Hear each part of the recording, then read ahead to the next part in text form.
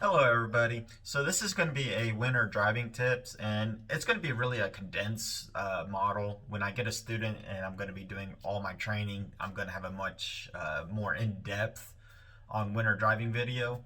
But hey, we're coming into the beginning part of winter, so why not do a video real quick? So I got some notes over here on the side, so if I look off to the side, that's kind of what I'm doing.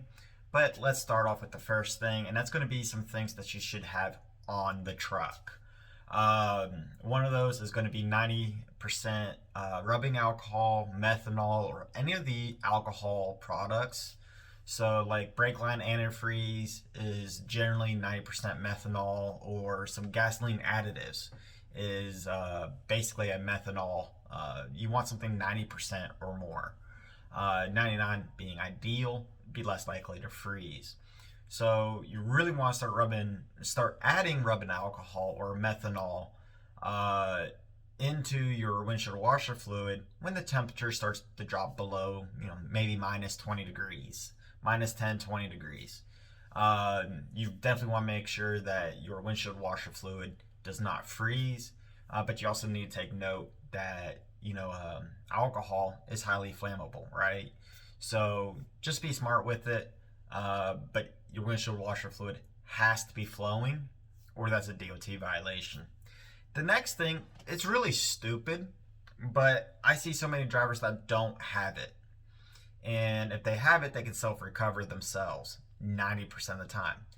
A flathead shovel, okay? Just buy yourself a standard metal flathead shovel, not plastic, and just put it on the back of the truck. It can be useful for many different scenarios, from digging yourself out of an ice when you're backing into a dock, or just trying to shovel some snow off the tractor before you start driving, like on top of your hood or something. Don't scrape your hood though, but it could be used to help knock off chunks of ice and whatnot. There's just several different areas where a flathead shovel is actually very, very useful. And if you ever had a hole in your fuel tank, as an example, you can get dirt and throw it underneath your fuel tank to try to, keep that fuel spill in a minimum area. So flathead shovel is awesome to have. And then the next thing is a fantastic flashlight. Down in the description, I have an Amazon link that goes to the flashlight that I use. I've been using this brand of flashlight now for a very long time, even before I got into truck driving. The battery lasts forever. It's a standardized battery, and I think it's a great flashlight. So the link is down in the description. Just take a look at it. And if you buy anything on my Amazon or any of those links, or you click on one of my links and you buy something else, I do get some credit for that. So that's highly appreciative because, hey, you throw me a couple cents, maybe a few dollars. I don't mind it. But even if you don't use my link, that's a great flashlight, and definitely I give it 2 thumbs up, and you'll probably like it as well.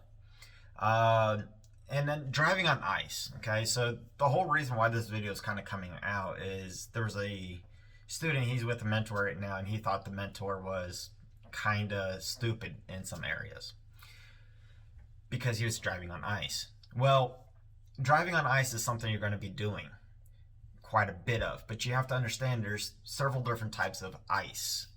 And I've driven on solid ice before, and I'm talking about several inches thick of ice. And so you have to take into account the weather before and the ice condition today. If the weather is like 22 degrees to about 34 degrees, that's actually really super dangerous to be driving on any ice. And it's because the ice is not that cold, and it could warm up, melt, it's going to create a very smooth surface. And that kind of goes into tire spray. So if you see a lot of moisture being kicked up by the other vehicles or even by your own tires, there's water on that ice. And that water can flash freeze, or it would also signify that the top surface of that ice has melted and is smoothing out that ice, which is where you're going to have a lot of slipperiness. So ideally, you want ice that's closer to 0 or -0, kind of fresh, they just put some sand down on it. Not necessarily salt. I don't like salt if there's going to be a lot of ice, There's not a lot of ice, and they can put enough salt down to melt it and make it go away. That's different. But I don't like salt treatment that much. You have to understand that even if you put a lot of salt, that's going to start to melt the ice, which is going to lower the salt content, and it could refreeze. So that's one of the reasons why I don't like salt. I prefer sand. But up on the East Coast, they have a really good salting program. They put enough salt down there that I'm actually concerned about the freshwater rivers turning to saltwater rivers during wintertime, because they really pour the salt on. Um, and the ice conditions can change so quickly. So this is really one of those things. The first several years, you're going to have to learn the different types of ice. Is it really, really super cold? And is it kind of rough? Is there salt, or is it sand? Is it freshly scraped, or is it all rugged? Because if it's all rugged, that's better than it being freshly scraped and no sand or no salt. So, these are just different things you're going to kind of learn by just driving on it, but being safe, right? And worst case scenario, you could always drive by braille. Okay, it's a bit of a joke, but driving by braille is the bumps on the side of the road. It kind of lets you know where the road is. But again, it takes experience to learn how to drive on ice. And I tell all my students, look, I don't chain, and I don't teach any of my students to chain their tires. My personal opinion when it comes to chaining is don't even bother chaining your truck until 5 years from now. Unless you're going to specialize in winter mountain driving. When you're going up and down a mountainside or a severe grade, chaining could be very important, okay? But I would not recommend a new driver doing that until they have at least 4 to 5 years of experience. Chains don't guarantee traction. It's a traction aid. So if you can't drive on the solid ice without the chains to begin with, the chains are not going to save you. So I'm a really big fan of never chaining. Now, I can't chain because of my back injury. The chains are just too heavy. But I just don't see the reason to chain. The loads I'm hauling for Swift are not that crucial. I Mac 22, and I give it a day or so for the weather conditions to get better. And it's not always, concerned about you as being the one that's driving, but also the other drivers. So another thing that you have to factor in between the weather or the type of ice that you're on is, where are you? Are you down in the south where there's a bunch of people who don't know how to drive on ice? Or are you up near the Canadian border where they pretty much know how to drive on ice to a better degree? You really have to evaluate every mile of that road. And that kind of goes into another saying that I use to the point that it makes my students' ears bleed. There's actually a few of them, and I'm just going to say those for my training videos. There's no reason for me to cover that ground. There's like a whole conversation that goes with that. So let's move on to some other good tips, general tips. A good training method you can use before you get on ice is something I like to call cup training. So you take your thermos. I don't have mine handy, but most thermoses are kind of bigger on top, smaller on bottom, and someone's going to say that's what she said. Fill that up with ice and water. So if it spills, it's just water. Put your lid on it, of course, and set it on the floor with nothing around it. And the name of the game is, I don't care if you do it when the road is wet and it's raining or the ground is dry. But the trick is to drive, brake, pick up speed and make turns. Turns being the most important one. And slowing down without hitting your brake too hard to not knock that cup over. If you knock the cup over, you could say that you either hit the brake too much or you turn too quick, which put too much momentum inside that cab, which allowed that cup to fall over. And it's really going to make you think to drive smoothly and not, jerk the wheel or hit the brakes too hard and it's going to change your driving habits. And those are really good habits to build, even when you're driving on wet roads. It'll prevent you from, slipping out and having a mistake. So, cup training is a great training to do. Every now and then, I even will put my cup on the floor and put myself through cup training periodically, just for the hell of it, to keep my skills up. But I can drive on ice pretty darn well, I believe. Um, and so, yeah, big believer of cup training. And if you're a mentor, I'll have a video coming out talking about cup training and how I do it. It's a fantastic training tool when you have a student during the summertime you can't teach them how to drive in the winter. Now, the next thing, this is my personal opinion. There's two different types of people out there.